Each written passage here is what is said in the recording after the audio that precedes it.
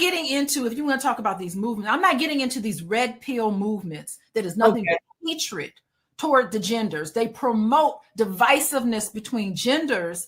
And oftentimes these individuals are so steeped in grappling with rejection and hurt themselves that they give these oversimplified answers that reinforce biases rather than promoting healing.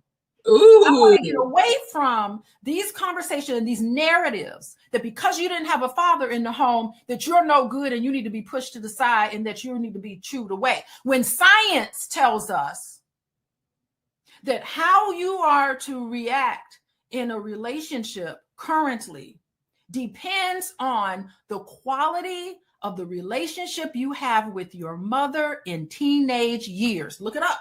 Woo! Come on, I got you dropping bombs. Look it up. Yo, Dr. Because I'm cute.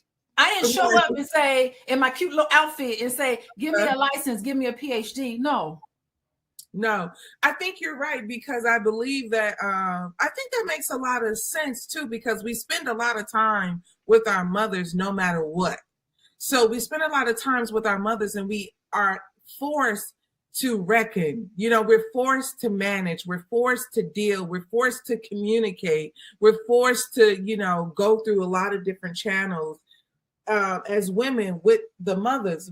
And that's just the reality is not every woman has a healthy relationship with their mother. So it's like, I think sometimes some of the components, I love that you said and mentioned that your past does not dictate your current life, because sometimes I really feel like you said, Black women in general, and like you said, this cuts across any race, no matter what your race is.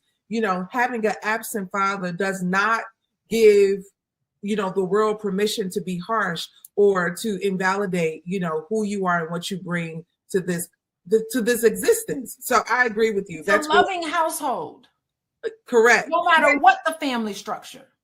I love that, because I feel like I grew up in a very loving household with a lot of compassion and sensitivity. I tell people today that my grandmother was very sensitive.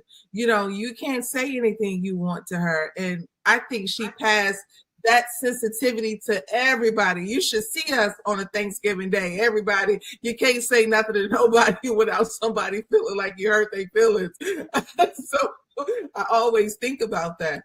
But I'm gonna tell you, I come across men who say, I did not have a father in the home. And because of that, I want to come to you, Dr. Alicia, because I want to make sure that my family is healthy. I don't want to be absent. I want to make sure that I'm there for my family because I experienced it. I understand what that feels like. I understand the pain and hurt from that. And I want to make sure I do it right. And that I give an applaud to, because that is the type of attitude that you need to have. Because the gold standard is to have two parents in the home, okay? Is to have a loving family and a loving relationship.